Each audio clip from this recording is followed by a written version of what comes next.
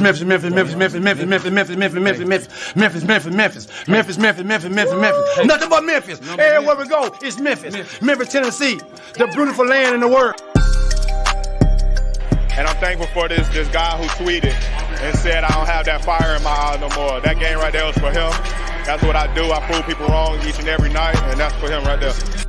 Hi, this is Tom Izzo at Michigan State, and you're listening to Grizz 901. What is up, everybody? Welcome back to the Grizz 901 podcast, soon to be the Grizz 901 post-game show again, which I know I am very excited about because, quite frankly, off-season content is hard to find. So to all the many podcasters out there that keep putting out content in the off-season, more power to you. I know I personally took a month off and basically have taken 2 months off. Our guy Brandon took care of us for a while, and then Daniel took over last week with free basketball. If you have not seen that episode, be sure to go check it out. It's a great episode. But in the meantime, we're going to have me in charge, which is always a train wreck. I think anybody that watches this show, listens to this show, knows it's a train wreck. It's usually a lot of fun. We just don't really say much that you're going to take home with you.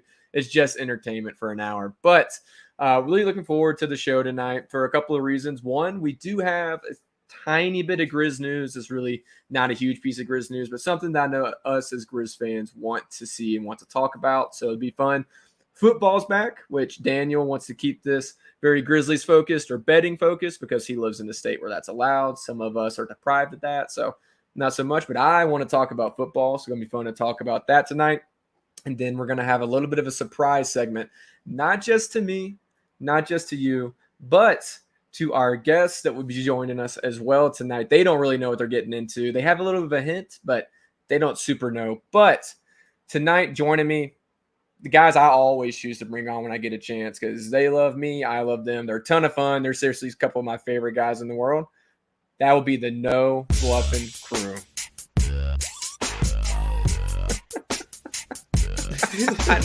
I knew Chris would not like that. I knew Chris would not like it. But I wanted to bring you both on to that because I love you guys. And I wanted to see both your reactions at the same time. All right, that's enough of that. But I know, like I said, it's going to be disorganized. It's going to be a bit of a mess. But got our guys Chris Ingram and Luke Hatmaker joining us today. Chris, Luke, what's going on, guys? What it do? We coming back to Rick stuff, take it over. You know, DG ain't here, so you know we always come in. I'm just playing, man. We glad. I'm glad to be here. How about you, Luke? Me too. I'm glad. What's his name? Donald? Is that his name? That's not here. Daniel. Yeah. I'm glad Daniel's not here. It doesn't matter. He's coach of the Orange Creamers. That's what he is to us from now on. Please tell me, you guys. Listen. I wouldn't blame you for not listening to that episode. No. Did you listen to it? Yes. You know what we're talking about? I meant to text y'all about that. Daniel, you out of pocket if you listening, bro. You have messed up them kids forever, and they have you to blame. So. Shout out to you. Well, if for anybody listening tonight who does not know what we're talking about, first off, again, got our No Bluffin crew with us, but Daniel let his daughter and her teammates name their soccer team the Orange Creamers. Crazy. It was a lapse of judgment. He is coaching 2 soccer teams he did not expect to coach. So if his brain function was low, I wouldn't blame him. But at the same time, they now call their team the Orange Creamers. So it's certainly We've all been called Orange ideal. Creamers before in our life, right? Not me, bro. No, I don't think me so. Me either. I don't think so. Me either. Unless you watch a really weird version of Willy Wonka, I don't think that's on base. But guys, super happy to have you on the show. It's gonna be a fun one. I know that we tend to have a lot of fun. It's not super organized or on track like some people like, but I did get it into the 3 segments per Daniel's request. I am learning, Dad. Don't you worry. But excited to have you guys on. Have you guys been doing much basketball-wise, taking a bit of a break yourselves? What's offseason like been for you guys? We have not talked much. Go ahead, Luke. I've been writing a lot. Still. They're still letting me write for some reason. I don't know why, but I'm still cranking those out. Me either. I love FIBA. Did you guys watch FIBA? What'd you say? A little bit. I watched a little bit of FIBA until it actually started. Dude, I watched the exhibitions that were not at 2 a.m. I'm a morning person, so I was up with coffee watching basketball. It was great. That's not morning. That's dead at night, but at a.m. You're right. Man, I called maybe 2 actual games of FIBA. The ones that were playing, like in regular people's time, where people actually awake, they're not staying up to 3 to watch. Like I wasn't doing that. I wasn't. I just wasn't doing that. So you guys missed some weird basketball. You missed some weird basketball. Apparently, it wasn't worth much of crap because they didn't come on with no medal. So shout out to them. But yep. Listen, I'm sure that will become a subject later on during some of our surprise segment. That part's not going to be a surprise. You guys already have a little bit to prepare for that. Told you right before the show. But in general, it's going to be a bit of a surprise. But before we get into anything else, there's a tiny little bit of Grizz news that came out. I'm sure you guys know what I'm talking about. Ja Morant came out with a public appearance for the first time since, we'll just deem it the incident. That happened. He came out in New York, was standing next to Wembanyama, which makes it even funnier for when he inevitably dunks on him at some point this coming season. But obviously, it's really good to see. You want to see him back in the spotlight, especially with Nike events. It's good that Nike has seemed to stand behind him this entire time, which is awesome. You'd love to see it. But obviously, there's that. There's been some stuff on Grizz Twitter around it. But I want to get your guys' thoughts. Are you just excited, pumped? Do you have any extra concerns around that? But with the Ja sighting itself, what are your original thoughts? Chris, I'll throw it to you first. Yeah, we ain't really seeing him much. He put out his few little tidbits of videos, still waiting on like a full YouTube or something. Like, I ain't gonna lie, I got used to him putting out those full length, like 15-20 minute YouTube episodes. It was dope to see that. With everything going on, I know that they kind of dialed it back as far as like public appearances and stuff like that. But for him to even show up there, that was like, show your face doing something, bro. Like, stay out of trouble. Obviously, we get all of that, but like, it was just good to see him around some type of basketball. Just showing that his impact, bro. Like, no matter what, these young guys still look up to him. Period. Point blank. And more than anything, I'm just glad that he still, it seems like his mind is in a better place. The truth is, truth is to be told, 25 games into the season. But I'm excited to see what he gonna do, man. Because all these comparisons with these other young guards, like on top of the stuff that he's going through, like dude got a lot to prove this year, and it's gonna be like a bat out of hell come 25 games. So I'm excited to see what he gonna do. Well, the one thing we know about Ja is when it comes to the basketball court, Ja is Ja. That's never really wavered. Even when obviously he was going out and partying a ton in between games, he found that out the hard way. He still was going out and crushing it on the court. So you never worried about that. And I think he's got an extra chip on his shoulder this year with what you're saying about the comparisons with younger guards. Obviously allows his public image he wants to prove. So that'll be fun. Luke, what about you, brother? Well, you kind of touched on it. Like, it's the stuff off the court that I'm worried about. Like, you guys had to explain it to me because I'm old. The 5 grader, I'm butchering it right now. The thing with DTAB on the thing formerly known as Twitter. 5L. What that? 5 Life. Yeah. That I don't like that. If that's good, it's good if you're friends, right? Explain it to me, Chris, please. I'm sorry. So like me and you, like bro, we're 5L. We 5L. Right? You know what I'm saying? Hell yeah, I get it. I get it. Like, if Nate and Daniel want to get in the ring and do a tag team match, it's 5L. We got to give them what they want, bro. So, dude, my back hurts. Me too. I got that weird skinny energy. I'll jump in a ring with anybody. Squirrely Dan over there. Yeah. Well, and that actually is something I wanted to bring up while we talked about this, because obviously I don't think there's much to be worried about with Ja being in public. That's only a good thing, but there's obviously a lot of the social media stuff. And you guys know exactly how I feel about social media. I would not be on social media if it wasn't for this. And I love the media. I love interacting with our fans, with Grizz fans in general. The community is a ton of fun, but I think it can do a lot more harm than good, especially if you're not in a good mental place, right? And Ja's back on social media, and there's been a lot from him. And then obviously Shot by Nye has been putting out a lot of videos that are him on social media. What are your guys' thoughts around that? Does that make you feel better, worse? Is it just sort of social media? It is what it is. Where do you guys land on that? I think they need. I mean, to get his image back, they're going to have something going. I'm not a big. I can't not call it Twitter. That's kind of the only one that I use. Kind of use Instagram, but Facebook is basically just a calendar to remember people's birthdays for me. What? That's what I don't get on it that much. What? I'm sorry. That's what I say. And I'm only on Facebook for birthdays too. As a matter of fact, I'm in the process it helps. of putting my phone so I can get off. To be honest, Boom. but yeah, the Twitter thing I got with you too. It's I can't say X'd. I didn't X anything today. I tweeted it. Sorry. Go ahead, Chris. No, I put it like this, bro. Like, I much rather him take, and this is, I guess, it's gonna go either way with Ja, but I'd rather him take his narrative into his own hands, take his story, take his redemption and all of that into his own hands, as opposed to that fake setup Jalen Rose interview. Like, let's just not do that no more. A lot of us realists kind of could see through that from the jump, because that just wasn't Ja. Like, that wasn't how Ja talked. That wasn't his energy. You could tell he's being fed lines, stuff like that.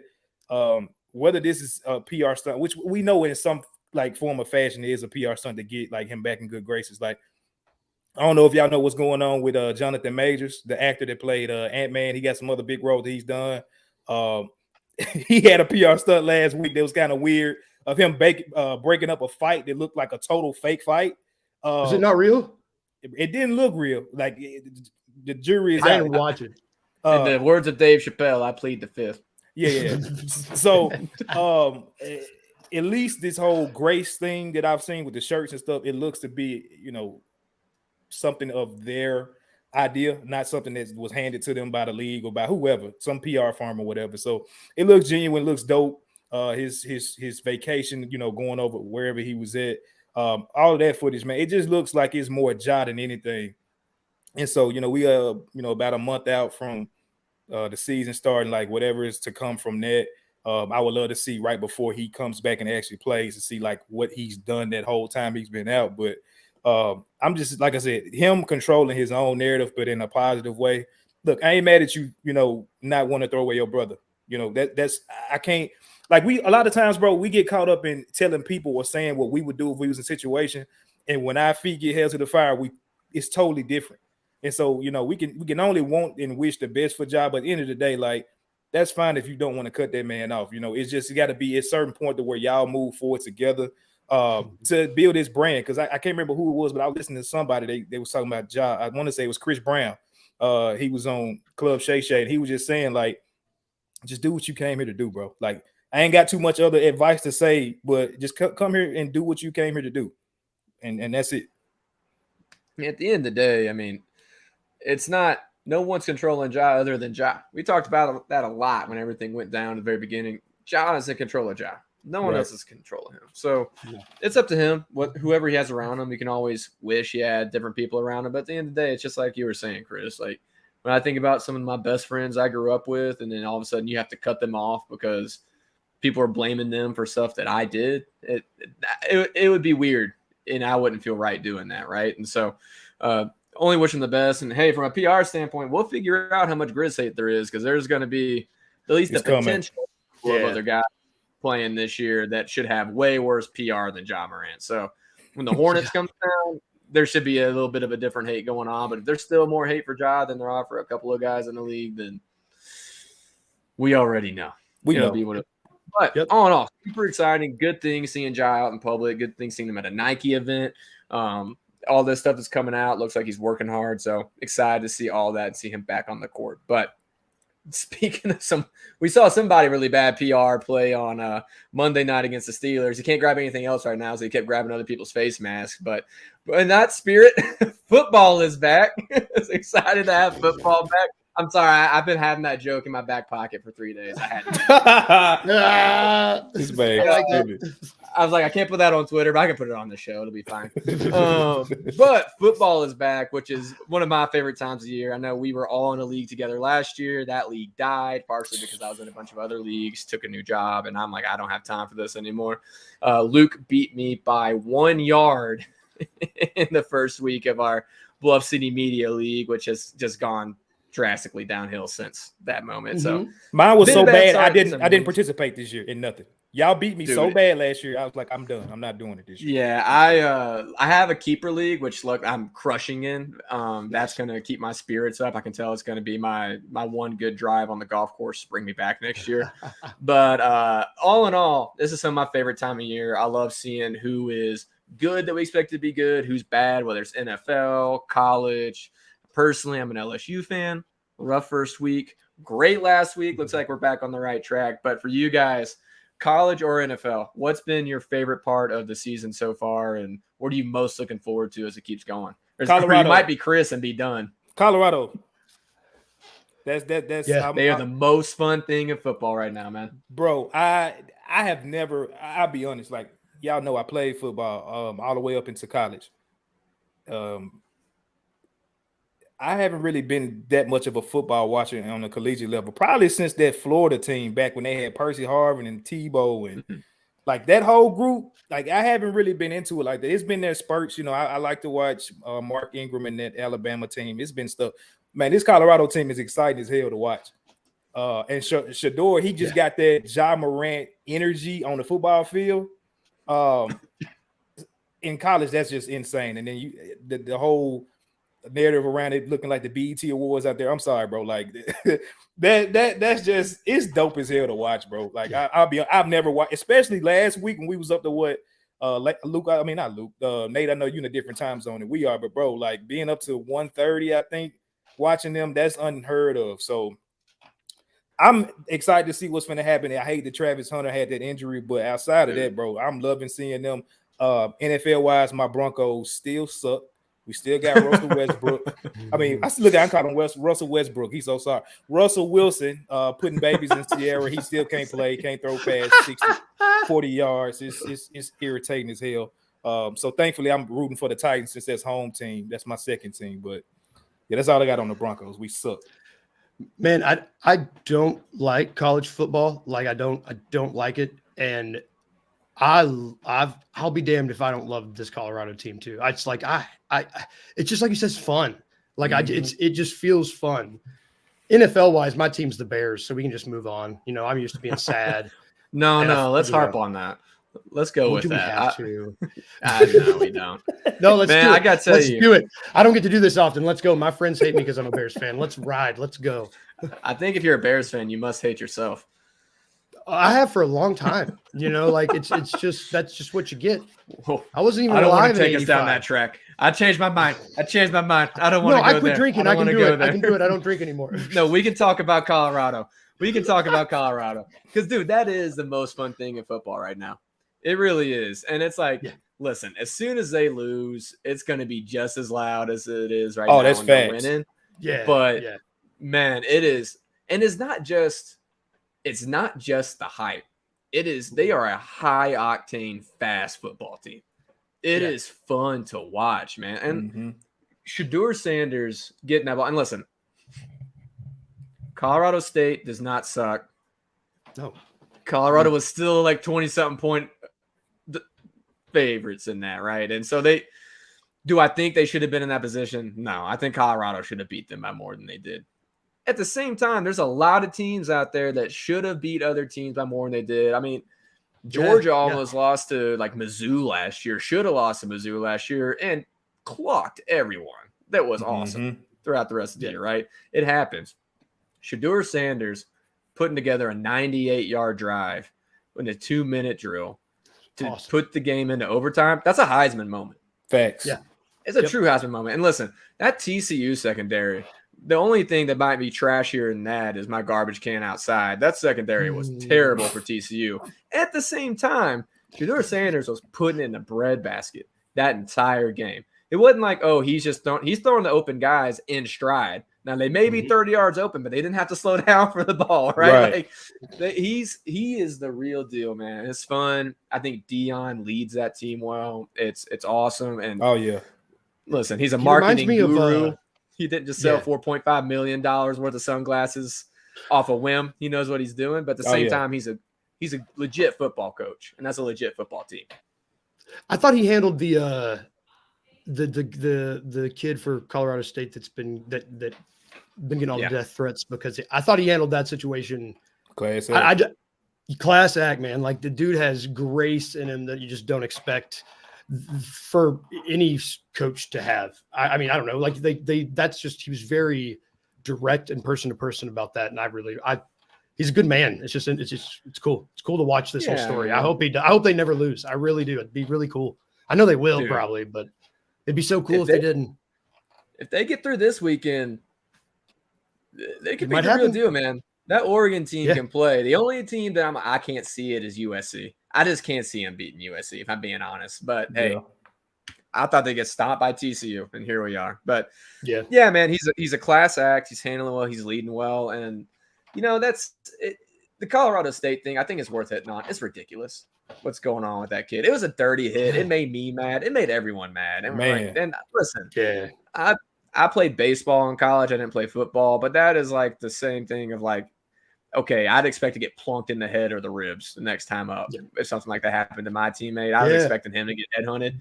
Colorado didn't do that. And it doesn't matter. At the end of the day, it's a football game. Was it a dirty hit? Yeah, it was a dirty hit. Yeah. Extra dirty. It's a football game, man. People, hopefully you didn't have to, but we saw what happened to Nick Chubb just in the course of a game. People get hurt, dude.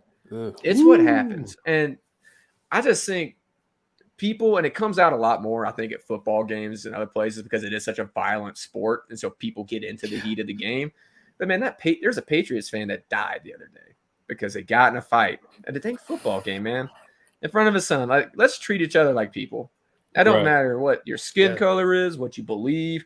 It sure shouldn't matter what team you're rooting for, man. I don't like that if I go to a Grizzlies game here in Salt Lake, I've got to worry about so-and-so person. If I cross the wrong person, I can't go with my wife or something like that because something could happen. Because I'm rooting for the different team, man. That's crazy. And I would hate to think that it happened in Memphis. Like, I would be so ashamed if a Grizzlies fan ended up getting in a fight with somebody at a game. I know it happened last year, but it's a game, man. And people are people, and it's just not worth it. Let's just treat each other like people. Sorry, I did not mean to get on a soapbox. I was not planning that. But since we brought up that kid, it's like, man, it's just ridiculous, some of the stuff that's happening. I will say this too. Go ahead. Real quick before you go, bro. I will say that a lot of the energy that's been thrown his way, they need to throw that to their coach's way too. Because you can tell, I can't remember who I was listening to. It may have been Shay again, Uncle Shay. Shannon Sharp, where he was talking about either a coach is going to condone it or he's encouraging that behavior. I think it was both, bro. Like you set the tone with that statement that was totally out of pocket. Like, it was an innocent statement, but like I would take that person too. You mean to tell me that my mom didn't raise me right because I wear a hat and I wear these flashy shades, that this is all a marketing thing anyway? Like, that was that from the jump. And who's to say what was said in the locker room? Like, you could tell from the jump of that game that they were more focused on just playing dirty and making some type of quote unquote statement than to win the game. Because Colorado State, I know you were saying they were like 20-some point underdogs, bro. You can look at that team and see that they had athletes. Oh, yeah. Like that quarterback was slinging the ball, and he's a true freshman, I think. Like, he got a future. I don't know how far, but like, he can play. That receiver, I can't remember his name. Dude, he's going to be a player, a big physical, fast. Like, they had players on their team. So that's why I don't really go off rankings and stuff like that. I want to see what your players look like on the field. And they looked amazing, bro. They had too many penalties, too many mistakes, too many cheap shots. That's what killed them. And they really gave the game to Colorado. So that goes to him, bro. I hope you learn from your mistake. You need to stop. What did we tell Dylan? Stop poking the bear. I'm gonna find a way to bring up Dylan Brooks in some kind of. Why'd you do it? Why'd you do it? But yeah, man, he needs to get a lot more on that situation than that kid. He was only probably doing what he was told to do. So that's all I gotta say on that one. Yeah, and I don't think that the coach told him to go out and hurt anybody, right? I don't think it's that, but I think they definitely said, like, if you like toe the line, right, which is not what you should be doing. Like, you want to play physical, but when you're telling football players to toe the line, you're telling them to cross the line.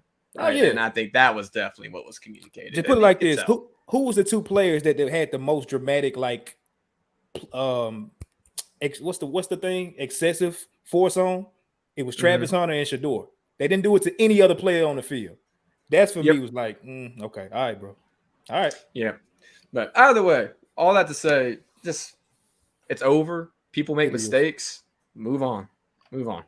But NFL wise, I do want to hear, because I know we got a Broncos fan, a Bears fan. the Titans sort of sucked me back in when they signed DeAndre Hopkins. He's like one of my favorite receivers of all time. I love him. Dude, but he was real good. I'm not a good Titans fan. I'm going to be honest. I like the Lions. I'd follow Dan Campbell anywhere. I'm a big LSU fan, so I can't help but like the Bengals, which I know is like a sin as a Titans fan, but whatever, sue me. Who do you guys think is Super Bowl bound? And who do you think is on for MVP? And for anybody who comes here for Daniel's betting, like, here you go. This is the only betting stuff you're going to get from us, and it's not very good. It's not even in a betting context. But if you want to take it and run, let's go. Because I've got who I think looks the most like a Super Bowl favorite, but not who I think will win. But I want to hear you guys first and your MVPs. I got Dolphins, Cowboys, with Micah Parsons being MVP. Won't you nice. look at that? That's pretty dang good, dude. He took my answer, bro. We didn't talk about this before the show. Yes. I literally was going to say both. Yeah, that's who I see. Yes. I can confirm we didn't talk about it before the show because I didn't think of it till about 5 minutes ago. So it was not talked about before the show. San Fran's really good too. I almost went with San Fran, but I'm on the Micah Parsons. Micah Parsons is the real That deal. Dallas defense is ridiculous, Dude. bro. Cold. Okay. So all of us are on the same page. The Cowboys look like they should win the Super Bowl. Yeah. But It's not going to happen. because they're the Dallas Cowboys, I don't believe they will win the Super Bowl. And I hope they don't win the Super Bowl. Because America's team, my word, I'm not going to say on a family show, but when they snapped the ball through the end zone on purpose 3 years ago, and I remember this distinctly, they snapped the ball through the end zone to get a safety because they thought it was the best chance to win. Any team that gives up a safety on purpose cannot be America's team. Am I bitter because I lost a fantasy matchup by 1 point because the guy that had the Eagles defense and special teams? Maybe. Beside the point. You can't be America's team if you're giving up a safety on purpose. So I think they're cursed for at least another 2 years because of that. So I don't believe it'll last. And at the end of the day, I think they'll play teams that force Dak Prescott to win a game. And I'm not a Dak hater. I actually like Dak a lot. I think he's a solid quarterback. I think the Cowboys can win with him, but I just think I'm yet to see him consistently perform in a way where I'm like, Dak will go and win you a Super Bowl. And I think you got to have a quarterback to win you a Super Bowl unless you have – I mean, they may have that freaky defense like the Broncos did because let me tell you, Peyton Manning didn't win that Super Bowl. The Broncos defense did. And that's what it'll take, and I'm just not counting on that. So I'm going to go Chiefs because if you can root against Patrick Mahomes if you want to, but – I've paid attention, so I'm not going to. And then I'm going to go Niners. I just think the Niners are a complete team. And I think it doesn't matter who goes down on that team. They got somebody to come back up. Like maybe Brock Purdy goes down. They got to bring Sam Darnold in. They can go sign somebody, man, or make a trade. But they got a team that's built to win. And it's no one piece, and everybody can contribute. So I'm a big believer in the Niners. Not that I love it. I love the Eagles. I hate the city of Philadelphia, though, so I can't root for them. I love the team itself. I can't root for them or against them. But anyway, so we got Dolphins, Cowboys, Micah Parsons for MVP. I will go I'm not going to go Mahomes for MVP because that's lame. If they going, he's going to be the MVP. Yeah. But, true. I mean, their defense looks actually good this year. It's part of the reason I like them. Their defense has won them the first 2 games, right? And so I think maybe they could not show up this weekend and win because they play the Bears. They could just not make the trip and still win. It could, I'm could happen. Could happen. I'm going to go I'm going to do it because I want it to happen, but not because I believe it's going to happen. I was going to say Justin Jefferson for MVP. I think Justin Jefferson is going to have a massive year. Unfortunately, I think the Vikings aren't going to be good enough that it's going to happen, so don't do that. But if you're going on somebody who I think personally is going to perform well enough and who, if his team wins enough, I think could do it, I think the quarterback fatigue is on. Nobody wants to see that. That's why I like the Micah Parsons pick because it's not a quarterback. I'm going to go with the receiver, though, and Justin Jefferson. My other one would be because of who the team you said is really good, Tyreek Hill. I think Tyreek Hill has a chance if he keeps up this kind of season. But I love receivers. I always played receiver when I was growing up. I love the position. I think that they get a lot of shine, but at the same time, I'm tired of MVPs being quarterbacks, to be honest. So yeah, it's a given. That's it. Football. Any other notes or nuggets before we move on to the final surprise fun segment? I just want to say that as a Bears fan, can the Packers be bad one day, please? They've been good my whole life, and I know I'm going to die, and they're still going to be good, and it's just going to be so sad for my generations. I just want to be just once. Zero part of me doesn't like the Bears. It's still really fun to watch you be bad. I got nothing against the Bears. It's just like an American pastime at this point to watch you guys not be any good. Fair. And to all my Carolina fans, I mean, sorry, that's like you've got the Hornets and the Panthers, but at the end of the day, I saw these Panthers fans getting mad at Bryce Young, who's been in both the games that they've lost so far. Listen, if you wanted to be happy, you shouldn't have been a Panthers fan. That's the end of that. All right, moving on. What we've got next, you guys, I love your show. And I love both of you guys. Seriously, outside of all the Grizz stuff, Luke and Chris are two of my favorite people. We text just about what's going on. Sometimes it's I remember I texted Chris about a month ago, and I was like, I'm just mad about something. I got to tell somebody. So I text Chris and let him know. But they're awesome dudes. And because they're awesome dudes, they get along, right, with everybody, including themselves and on the show. They got a lot of the same thoughts, the same takes. And you guys just get along really well. And you agree on a lot of stuff, and you're super, super amicable people to be around. That's not what we're doing tonight. We're having a Grizz Lection debate night. It's basketball night in America. We're going to have a Grizz Lection debate. And the real reason I wanted to do this is, one, I was hoping to put some people in a very specific position. It didn't exactly happen. I had to play fair and let the chips fall where they may. But also because I want to see you guys argue, because I don't think you guys argue enough, and I want to see you go at it. And so I want to see you guys go at it. And that's why I'm also dubbing this a Halo 3 rocket launcher. Because if you remember Halo 3 at all, whenever someone showed up with a rocket launcher, it ruined a perfectly peaceful afternoon. Yeah, it and did. So with that, these guys, before the show for our audience, I sent them just this or this, this or this, this or this with zero context and made them pick. None. And so they have been pre-assigned, yes, no, trade, no trade, whatever it may be, with no idea what exactly we're going to be talking about. And so they're going to be defending a position they may or may not believe in. But either way, you do have to argue. And so it's going to be a lot of fun for me, and I even have music to go with this tonight. So we're going to have a lot of fun with this. All right. Man, I had a joke that I can't say on here, but I'll tell you about it when we get off. Damn. Listen, I went with my football grabbing face mask joke, so it might fly on here. But without further ado, Santi Aldama, core piece or trade piece? And to look up for our audience, Luke, who tried to trade him 4 times in articles this offseason, thinks Santi Aldama should be a core piece. Whereas Chris, who is just an innocent bystander here, thinks Santi should be a trade piece. Core piece versus trade piece. Chris, you did not get to choose which one you wanted. Do you want to go first, or do you want to let Luke go first? Luke, you going first on this one, bro. I got you. Luke, why is Santi Aldama a core piece? Santi Aldama is a core piece because of his versatility. If he can bulk up, if he can get a little bit bigger, he can play. I want to see him play the 3, the 4, and the 5 in different lineups. I just think he's a versatile enough guy with a good enough 3 ball that he needs to be kept around a little bit longer. He's shown that he can only get better, unlike the other draft pick, Zaire, of his draft, who has only gotten worse. Or not worse, who has been injured. Pardon me, not trying to give any.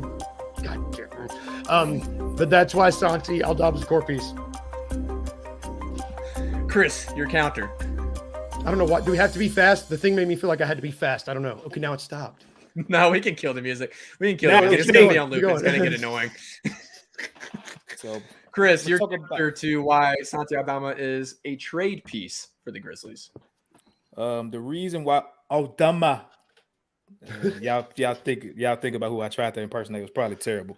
But we're talking about debate, so that was the first thing came to my mind. Yeah. Anyway, I get it. I'm proud of you for trying. Thank you, brother. I'm pretty good at impressions. That was back in my day. We used to call gun The best. That was terrible at impressions. But we need to trade Santi Aldama for the simple fact that he's probably the best trade piece that we have that's not a part of this core. When you look at the starting five that we got right now, projected to be Ja Morant, Marcus Smart, Desmond Bain, Jaren Jackson Jr., and Steven Adams. He does not belong in that starting lineup because who are you going to boot out of that? You're looking at long term, you having to probably, which I think the FIBA tournament probably like threw this idea out the window. Jaren Jackson Jr. is not going to be a center. Can we just let that go? AD is in year whatever he's in, 10, maybe even 11, I don't know. And he's telling, after signing one of the biggest contracts per year in NBA history, telling the Lakers that I don't want to play center. And he's probably one of the best, if not the face of what a unicorn should be in the NBA. If he, after all the accolades that he has, is able to go out there and say that Jaren Jackson Jr., who's basically the same size, even probably weighs a little bit more, should be able to do the same. And so with that being said, if he's not going to be the 5, then Santi's not a 5. And I think when you look at the pieces that they got coming behind him, which y'all know my personal favorite, I just think he needs to get more time, is Kenny Lofton Jr. You got Xavier Tillman. You got to figure out what you're going to do with. Brandon Clark is coming off an Achilles injury, which he may even be a trade piece at some point. I don't know. Like, you got so much talent at that same position that with him coming up on a payday, him and Zaire, bro, it's just one of them things to where you might as well go ahead and get as much value as you can. Him coming off a FIBA tournament that where he had a great showing coming off a second year, had a great showing last year. I said Dylan Brooks, we should have traded him a year early, and we seen what happened. Same thing with Santi, bro. You just got too many people that can probably do some of the similar things that he can that you need to bring back and fill some holes that we really have, i.e. a starting small forward for right now. So yeah, Santi, I love you, bro. Don't listen to the podcast I did 2 years about you 2 years ago. Don't listen to that. It didn't never happen. But yeah, let's get him up out of here. Well, those are both very good arguments. Luke, you kept agreeing with Chris the entire time, which is the exact opposite of the point of this exercise. So I didn't appreciate that. I know. So without further ado, point Chris. Let's Chris go. won that debate. Now, before we move on, I do want to hear just one word, what you actually think about Santi Aldama core trade. Luke? Retweet. I want to retweet everything Chris said. So you actually want to trade him. I'm talking about dead serious trade. I want to trade him. Chris? Yes. I don't know, bro. Damn. Trade him. Well, But it's not because I don't like him. That's what I said. Supposed to be contrarian. Core. I'm keeping him. I think Santi has a chance to be a really awesome bench piece and the kind of thing that you try and find Bobby Portis's to come off the bench. I'm not saying that Santi's Bobby Portis, but I think he has a chance to have that kind of an impact for this team. All right. Moving on to number 2. What's 2? We have to have a franchise piece coming into this year. And right now for 25 games, we're not sure who it's going to be. Who do you think it will be? Jaren Jackson Jr. versus Desmond Bain. Now, Luke, I believe you took Desmond Bain on this. Chris, I believe you have Jaren on this. Is that not correct? I changed my mind. Switched up. Luke has Jaren. Chris, you have Dez. And since Luke started last time, Chris, your argument for Desmond Bain being the go-to franchise cornerstone, at least while Ja Morant is out. I mean, I truly believe this, so this ain't gonna be hard for me to fake it. I'm on that. I've been talking about on our podcast really for the majority of last season. Like, Dez he was that steady hand last year with all the drama around Ja and the stuff going on with the team. You had the Dylan stuff. You had the injuries. Like, he was the one guy that you looked at as just a steady hand, bro. Like, he didn't get routed with anything. And he's been like that his rookie year. Like, you look at him in the playoffs with his hand in George's Niang, I think is how you say his name, his face. Like, he don't care. But at the same time, he's got a personality where you want to follow a guy like that. Like, you want to run through a brick wall with that guy. I ain't gonna say for him, but you run through it with him because he gonna lead you with them, you know. But him battling the injuries that he's, the back playoffs ago, last year he dealt with a toe, basically a broken toe the whole year. Was on a trajectory to actually probably be an all-star last year. And then you go into this offseason where like every time I see dude, bro, it's just like I haven't come up with a cute name for it yet. I haven't. You got Jaren as the unicorn. You got, they call him the franchise. You got Ja, who's the ninja. He's this, he's that. Right now, all I got for Dez, bro, is the leader. Like, I don't have nothing. I don't want to call him the captain because that was Mike's thing, I believe. So I don't want to call him that. Maybe I can think of something like Anthony Sane did with Dylan the Villain. Maybe I can don some new name on Desmond Bain. I don't know, but that's what I see when I look at him. And him being healthy, leading his team. Even when Ja comes back, bro, I think Ja is gonna be the person that draws the crowd in. He's gonna sell the tickets. He's gonna sell the jerseys, the shoe. He's gonna be the person that you market the franchise around. Jaren's gonna be the person that's almost like that ambassador for the Memphis Grizzlies. We see what he's doing with the NBA PA and all that stuff, giving back throughout the city. But Dez, bro, like I can't put my finger on it, but it's just something. You look at that guy and it's like, all right, when I'm ready to go to war, I want him on my squad. And I'm glad they paid him the 207, whatever they pay him, because we never had a shooter like him. What he brings on the court is one thing, but just you ain't got to worry about that dude. And he's big on loyalty. You can tell, like, it's not just in words, it's in actions. And so I know we only talking about 25 games, but I'm looking past that. I'm glad to have Desmond Bain in the Memphis Grizzlies uniform for at least the next 6 years. So yeah, that's what I'm rolling with. Very strong argument for one Desmond Bain from Chris. Luke, you had the chance to rebuttal this time. What is your argument for Jaren Jackson Jr. being the cornerstone piece for the Grizzlies, at least until Ja Morant gets back? Yeah, I think Chris kind of made the point I'm going to make for me when he said just the ambassador that Jaren has been for the game of basketball, not just on like a local level, but like on a national or global level, like on every level, And the showing in FIBA, I mean, he didn't play the last game, so you can't blame any of that on him. If anything, it just showed the weaknesses in Kerr's stuff. I just think that what Jaren is doing, like his game is speaking for itself on globally, and that's pretty powerful. And I think if he can bring that back, and there's nothing that he's done that tells us otherwise. Why would he not bring that back with him to Memphis? Like bring it back on the local level, because I've never seen a guy that just wants to and his arms are long enough. He just wants to engulf and help everybody in this. I don't know, in the city. I think he's the guy. And if he comes out playing like a bat out of hell, like aiming for another defensive player of the year, if he's that dominant dude out of the gate, I think it's Jaren. I think Jaren stands to be the more dominant force out of the gate. Yeah, that's cute now, but since this is a debate, let me step in here. With them first 25 games, let's say it's a Tuesday night, we playing, I don't know, the Golden State Warriors. Tuesdays. Just a weird day of the week, but whatever. We eat tacos, great. Thank you, LeBron and Taco Bell, for working out that partnership. Probably drinking on what my guy Nate drinking on, whatever that is. Is that Brandon Steele? No, maybe. No, and it's not sponsored by Blanton's because they won't return my calls. This is Jack Daniel's Single Barrel, which is a classy broad whiskey for anyone who doesn't know. It actually is pretty awesome. Anyways, this is what I hope would happen. Continue, please. Yeah, for sure. The game is down, or coming down to the wire, and we got to get a bucket because Steph is doing what Steph does, or Chris Paul is, got a flash from the past, and he's treating Marcus Smart like a traffic cone for whatever reason that night.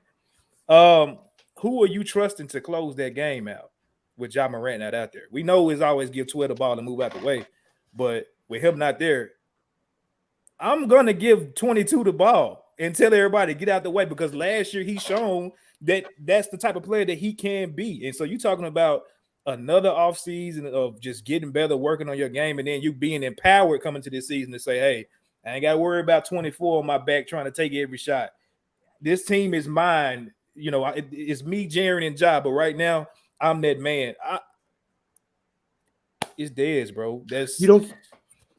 You don't think they're double teaming Dez at the end of every game, double, triple teaming Dez every game with Ja out? You don't think they're just throwing everything they can at him to don't let that dude score on you? You can try that, but you got Luke Kennard out there with him.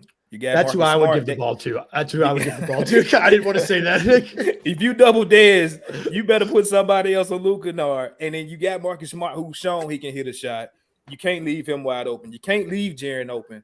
Jaren is going to be more so a person that you're going to create for, or he's going to be, in position. Dez, you can just roll the basketball out at this point, which we didn't see that coming out of TCU. We didn't. I don't think, at least I didn't. I didn't think that's going to be the player he was going to be. But you can do that now. And so, 12 go get a bucket, Ja go get a bucket, but we can also say Dez go get a bucket. And yet, Jaren, as much as I love the season he had last year, am I confident that that's going to be his game yet? Yeah, he can, but I ain't seen it yet. I seen it from 22. All right. I think that was pretty good, guys. I'm glad that someone got a little fired up for me. That's exactly what was happening. I want to see you guys be mean to each other for a little bit. Gotta say, Chris is up 2-0 in my book. I agree with Chris too. I agree with him on that one too. Listen, you've got a heck of a comeback to make. Good news is you're set up well in the next segment to do it. But before we move on, I know you were all assigned something that we had to do here. You were assigned a person to argue for. Who do we actually think is going to be the franchise cornerstone going ahead into next year? Chris, I know you actually think it's Dez for sure. Luke, Dez? I think it's going to be Dez. I am doing this one to be a little contrarian because I'm honestly torn. I'm a little bit torn on who I think is going to be because, listen, Dez, it's a guard's game now, and so it's set up for someone like Dez to do. But I think exactly what Chris said. We've seen him, one, be a leader, but two, step up in the playoffs multiple times, right, and have those moments. At the same time, when Ja was out last year and they were feeding Jaren, he was a force of nature. And I think the Grizzlies need that more than they need a Dez leap. They'll get a Dez leap. Dez is going to be awesome. He's obviously important to this team. Right. I think the Jaren dominance and the Jaren confidence in being dominant is more important to this team long-term to be established than Dez taking a jump. I think they feed him. I think he's going to come in wanting to perform after the FIBA performance because, listen, we can say what he wants. He did not show well in FIBA. He just didn't, right? But he was not set up to perform well in FIBA. No, I think all of us can agree on that. At the same time, it's not like he did the most with what he was given.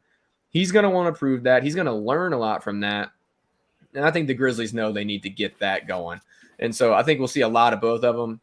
I'm going to say they go to Jaren when they need somebody to dominate and take over a game, unless Dez has a hot hand. So go ahead. I just want to add this in too, just to add to your argument. I picked Dez, but a underrated thing that I've been saying all summer with Marcus Smart being signed is he's going to light a fire. He's going to cuss Jaren's ass out when needs to. He hasn't had that player since he's been drafted, and I think Marcus Smart is going to bring out a different beast in him. So I ain't mad at that answer. I choose Dez, but I won't be surprised because I'm happy to have Marcus Smart, and I know what he can do to unlock Jaren. Yeah. I think it's a good problem to have. I think you should be confident in the Grizz in those first 25 games, Morant or no. And I think we'll see a step up from both of them. I just think Jaren's going to be the one to take over on the court, and I think that'll be a good thing for all of us. Moving on to the next segment. Luke, for all of our sakes, you better win this one. Oh, God. Who would you put at the starting forward spot that is open for the Grizzlies on opening night? David Roddy or Jake LaRavia, and why? And Luke, you're going to start. And for anyone that has watched the show and knows anything about me, there's a reason I think Luke has the upper hand in this. And that's because he gets our official fan club player, David Roddy. Luke, what's the argument for David Roddy having that starting spot on opening night? So he's a better defender. First of all, I just think he's more of an X factor than LaRavia. And I like LaRavia. I like him a lot, but I just think he's much more. If it's about what you're bringing to the potluck dinner, he's bringing a multiple dishes, whereas LaRavia is just bringing like one thing of mac and cheese. Roddy's bringing like ham and mac and cheese and chicken and cornbread and regular corn and green beans. And I haven't had dinner, sorry. And he's also like we've seen him perform in the playoffs. We've seen Laravia struggle in the G League and struggle in Summer League and struggle in regular season play. I think Laravia can be a really good player for a team, but I just think David Roddy right now brings more to the table. And if his shot gets better, I mean, like, and he still shot the ball pretty good. And he's a good dude. Like, I went into the podcast good Lord, the live podcast that they did of the mismatch. And it was like a Tuesday night, and Roddy was just in town, and he just agreed to come and just talk to us. He's a smart dude. He's like a really smart ball player. And I think he gives us more of a shot in the first 25 games. Yeah. Great defender, great hustle guy, smart. Yep. Good guy all around, loves the city, loves the team, can knock down shots, X factor. Anyways, Chris, what about Laravia? It's real messed up, bro. I ain't gonna lie to y'all. But I'm finna make a hell of a case, so it's all good. David Roddy, man. I had so much faith in him. His showing last year, like, I was going to war for this dude to get every single second of John Conchar's minutes last year. John Conchar, if I could have hit him in the back of the FedEx Forum my damn self, I would have to give David Roddy his minutes. Strays. Yeah, Jenny's catching strays. Hey man, everybody gonna catch it with me. It's all good. It's all love at the end of the day. Roddy was just, to me, he was a better fit version of what I've always wanted Dylan Brooks to be on this team. People always say, what's your thing with Dylan Brooks? It's just he wouldn't play what his role was perfect, like it was cookie cutter made for him, and he wanted to color outside the lines every single day. David Roddy, almost the same build. He was a little shorter, but he was almost exactly the best fit I felt like last year. He just needed to get more time out there. And as you saw the second half of the season, more and more minutes he played. Them Dallas Maverick games, bro, when he was going off, like, I'm like, okay, we got something with him. However, this summer league, bro, to see not even his play. I'm gonna be honest with y'all. It wasn't really his play. I am surprised a guy that, I'm a running back built kind of guy. Like, I played AAU basketball, for a lot of years. I was more of a passer and a driver because of my frame. I'm getting guys up out of there, even though you may be taller than me. David Roddy, to be as thick, and just muscular as he is, he was letting just little skinny dudes, a guy that was much less, weight than him, just stop him from getting to the rack. And it was irritating as hell to watch. Like, why are you, what's going on with the mental? And then he was like almost kind of walking off moping. Miss Darcy, I'm sorry. Like, I really love David Roddy. If you're listening, I'm really, I got to argue. So, air hug here. But his energy, bro, it was off for me. And I understand that it was a summer league game, but that's even more reason why it shouldn't have mattered that much. I could see you doing that in the regular season or a playoff series, stuff like that. But his energy was off. Like, I don't know. And Jake Laravia, let me actually make a point for him. I've already beat up on David Roddy enough. In presidential debates, they spend probably 95% beating up on each other and 5% actually talking about what they're going to do, and they don't end up doing none of it. But anyway, Jake Laravia, bro, him, at least for the first, are we talking about 25 games or are we talking about for the full season? 25. Smart's going to move over there for the full season. Right. So you got him at point guard, a guy that can facilitate. He can play defense on your best player. He can hit open shots. He's shown that. Desmond Bane, I'm thinking is going to be option number one, like we talked about last topic. I think the option number two is obviously going to be Jaren. Steve-O's going to play his role. You probably want to get somebody in there that can knock down shots. Now, granted, he put up a volume of shots, which we've been begging him to do since he got drafted. He's got a pretty form. I got a mind frame that guys that shoot the same shot every single time with a beautiful form, eventually they're going to start going down. You just got to keep shooting them. And I'll say this. Last year, they talked about Santi taking the leap. I didn't believe that 1 second, especially from what I saw in Summer League. It was cool, but it was just like gimmies. We seen what happened with Santi. They believed in him. He came out, and he had a great season. Yeah, Jake Laravia's, matter of fact, if I'm being honest, it was kind of similar. Like he did take a step in summer league, but it wasn't that great to me. I could see him taking a step like Santi in his second year. What all we really need him to do is knock down shots next to these guys that we built this core. They know now it's a true pecking order at this point. Like it's not nobody coming in trying to mess up the game. We know where these guys fall in the pecking order. All we need you to do is basically play defense, get rebounds, when they come to you, hit shots. And yeah, he's slow-footed. He's not the fastest guy, but he is taller. He's got a long wingspan. I think he's going to be able to contribute a lot to their starting lineup. He's got to hit shots. And so with that being said, yeah, Jake LaRavia is going to be a 100% better fit. And you may have to even ship David Roddy off with Santi Aldama to go bring back somebody out to the Grizzlies. So, hey, we here now. Rebuttal, if I may. I believe Roddy played basketball the entire year. I don't think he had much of a break. He went from playoffs to summer league, and he looked meh. Jake LaRavia didn't play any basketball for a long time and looked at summer league. And he's not slow-footed. The dude doesn't have feet. He's that slow. Okay. I'm gonna cut it off because we don't want to be disparaging. I love you, Jake. One of these guys. I think you have feet. Chris made the best possible argument you could make for Jake LaRavia, which was the difference in how they looked at summer league. Unfortunately, you were behind like 7 different 8 balls, and so Luke got that point. He was set up for success, like we said. It was hard to argue against that. I will say, if you were basing it just off of summer league, I don't think it's any contest. I think LaRavia comes in. We do have a lot of background though that points towards David Roddy in that arena, and I think we all know David Roddy had other stuff going on. He was ready to not be at summer league. It's pretty clear. I think we'll see a much different David Roddy once we get to the season. And I do think he fits better than Jake LaRavia. So I'm gonna assume we're 3-0 on Roddy when it comes to actual answers here. Is that correct? Yeah. No, Jake LaRavia. No, Jake LaRavia. I want to see Z out there. Can we say Z? No, you can't say Z. Until Z actually shows up and plays basketball, he's not in this conversation. I did not include Santi Aldama. I know that's another one that people are considering, as well as Luke Kennard. I wanted it to be Roddy versus LaRavia. One, because I think it's the most realistic, realistic pair that could fill in that role. I think they want Aldama and Luke off the bench. Not because they couldn't be awesome in that starting spot, but because you need them off the bench to keep the team going.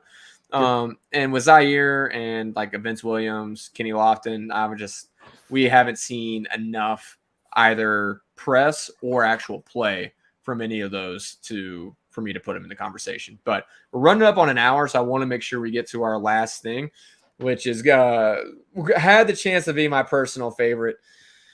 It may or may not still be our personal favorite, but we saw a lot of things in FIBA. Jaren did not show super well. Dennis Schroeder did show super well. Santi Aldama showed really, really well. Mm-hmm. There's a lot of different performances throughout summer league. Ant looked like he was possibly taking a leap. Personally, I love Ant. I want him to be taking a leap. I'm not sure I was bought into that being a leap as much as it was him and Brunson jacked up every shot they possibly could. And I'm pretty sure there's dents in the hardwood from them having the ball. Love Ant. I'm skeptical of the quote-unquote jump. I think everybody wanted it to be the jump more than it actually was. But one performance in particular that I think we have to address on this show that we need to know if it's going to actually translate when it comes to the NBA season. Do we think that Canadian All-Star Dillon Brooks is going to experience a career resurgence in Houston? For the audience, this was predetermined before the show. I made sure to keep my hands clean, so I couldn't decide who had to do what. And Chris gets to argue against the Dillon Brooks resurgence. Unfortunately for all of us, I thought about coming in and using the Commissioner League tools to switch it over where Chris had to argue for the Dillon Brooks resurgence. But I wasn't going to do that to him. He's got to come by it on, should not come by it at all. With that, Luke, I'm going to let you get started because I feel once we let Chris get going, it might not end. But this is one, by the way, they don't know. They didn't know. They just had yes or no on this. They had no idea what it was for. Yep. Luke, you're going to be arguing for why, yes, Dillon Brooks will be having a career resurgence in Houston. Fortunately, I wish this was Chris. But it's you, and I trust in you to do a good job. So, Luke, why is Dillon Brooks going to have a career resurgence in Houston? I think he's mad. And what's the old saying? Hell hath no fury like Dylan Brooks scorned. And I believe that he, even though it looked like his shot was the exact, shut up, Chris, was the exact same wide V base and weird arms, I think his shot got a little bit better. And I think we have found before when Dylan is playing angry or when he's playing with a chip on his shoulder, when he's playing with something to prove, he plays better. The last time he did this, he played a lot better. And I think him and Ime are going to be tight. I think they're going to be on the same page. And I think they're going to, I think he's going to have a resurgence, but I don't know if Houston will. I think that he is going to be given like his own team, quote unquote, with Ime actually at the helm. And I think they're going to have a good partnership. And I think we'll see him not shoot. Well, they probably won't make the playoffs. I don't think he'll shoot them out of games anymore. That might be because they're not going to be in the games at all. Now? But to be clear, I was not laughing at your argument in general. I was laughing at one specific sentence in your argument that I thought was sus. But with that, Chris, why is Dylan Brooks not going to experience a career resurgence in Houston? You have the floor. I want somebody to give me a good reason why they think he is. Number one, shout out to we got this guy. He's coming on our podcast probably within the next couple of weeks. We are getting back started here in about 2 weeks or so, to gear up for the season. But this guy, he's on Twitter. I believe his Twitter handle is like Bias Houston or Houston Bias. His name is Will. He's like a very in-depth Houston sports fan with the Rockets and the Texans, but probably a little bit more with the Rockets. So I'm gonna save a majority of my conversation for that because I've already been in a couple spaces with them. They asked us to kind of give our opinion on the situation. But I'll say this, bro. Dylan Brooks was making anywhere from 10 to 12 million in the last couple of years. He should have been fourth fiddle for the last 2 years. I give him third, maybe the year before that. You paying this man $90 million to basically expand on what his role was here in Memphis. I don't see how you trust that to lead you with a bunch of young guys that have kind of lacked structure. Now, yes, you brought in Ime Udoka, which we look at him as a headstrong coach. He was able to get those guys in Boston to buy in and up their competition in 1 year. And even after he got suspended and all that situation went down, they still look to him as the best coach they've had in that run. That says a lot about Brad Stevens. But you bring him down to Houston where even with Jalen Green, you're paying him like he's a number 2 option with Fred VanVleet and Jalen Green should be the face of that team. Then you got him already comparing Jalen to Ja. What's his name? What is this dude's name? Jabari Parker. You're comparing him to Jaren. And the last time he made that comparison with them two guys, he said, I get going, and then those guys get going. So what you think finna happen with guys that are technically in his brain not as good as a Ja Morant? You can compare him to that, but we know Jalen or even VanVleet, they're not Ja Morant. If he couldn't buy in with a generational superstar, the face of the NBA, I don't care what y'all say about them the stupid gun things on Instagram, he still should be the face of the NBA. If he couldn't do it with him, you couldn't do it with the defensive player of the year, and you got the defensive player of the year great value version. What do you think is going to happen with Houston, with Dylan Brooks in Houston when you paid him $90 million? No, bro, he's going to shoot the lights out. Literally, they are going to boo this dude so bad when he gets to Houston. And people are talking about his great shooting resurgence in FIBA. Y'all do realize the 3-point line is moved up. I shoot good in FIBA. You know what I'm saying? We would give it, he left Memphis, he turned into a great shooter. Okay. All right. You watch it. You watch. I cannot wait, bro. And oh my God, I'm talking about when Ja Morant comes back and we play him. I can't wait till he have every peak. I forgot it's a PG show. I can't wait till he dunk on Dylan Brooks. It's gonna make my man. I can't wait. It's not happening, y'all. He was strictly a trade piece signing. I told Will on his space, he won't be a Houston Rocket 2 years from now. He won't. That contract was signed to get him up out of there and bring somebody in to assist Jalen Green, Jabari Parker, and Amen Thompson. I forgot about him. Sorry. The top draft pick. Like, man, get out of here. Just like Draymond said with Memphis, the dynasty or championship run in Houston will start after you gone. It is what it is. Rest my case.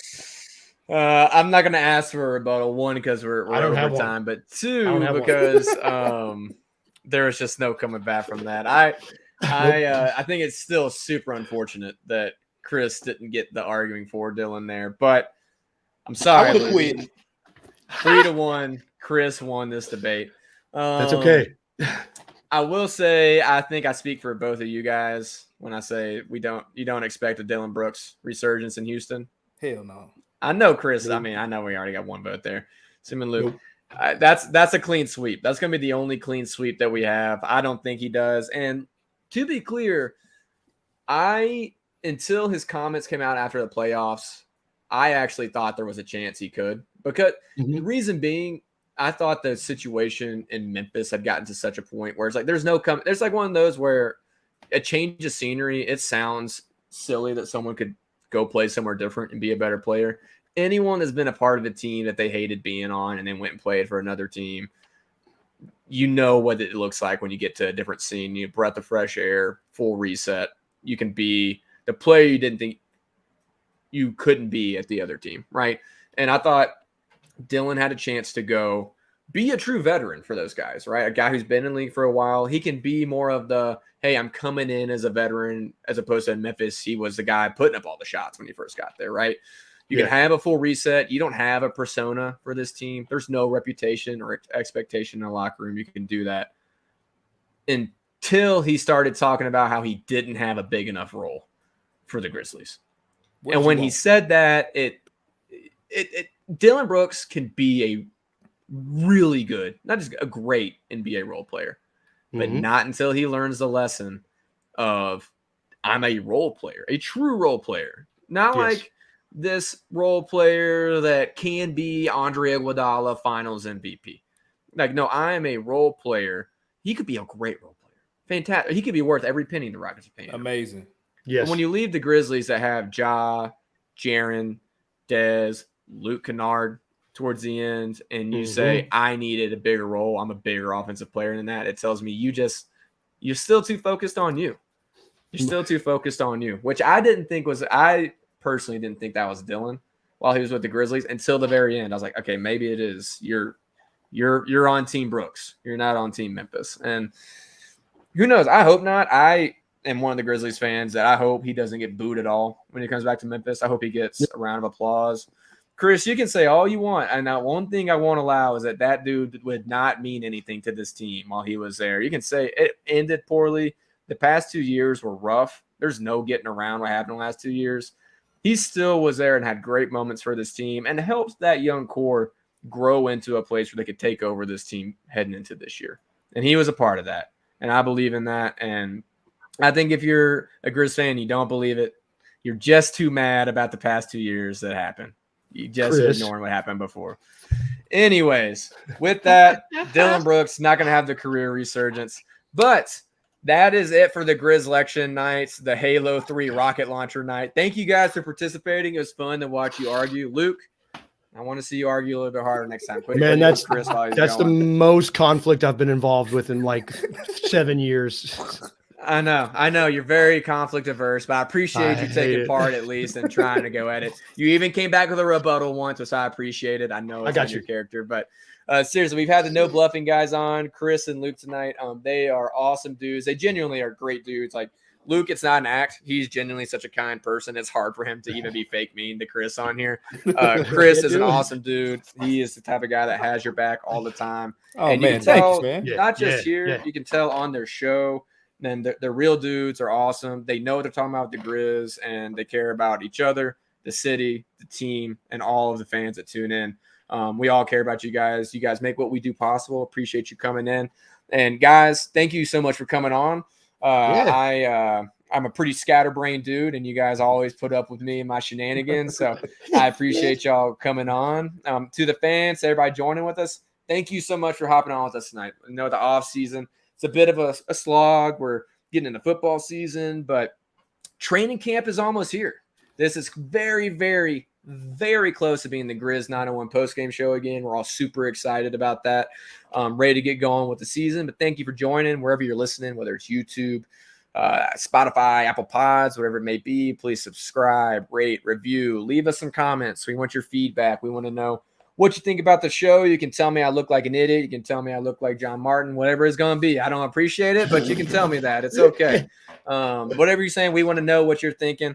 So Ja Morant, I'm sorry. I know I'm ugly, but I didn't come up with it. Somebody else did. I think it was Sane, and then Chris has followed up with it again, which just hurts my feelings. I'm my own man. My bad. I'm my own man. All right, Chris is on good front. He's just being my friend. And as always, on that note, until next time, have a great rest of your week and be nice. Tell your friends.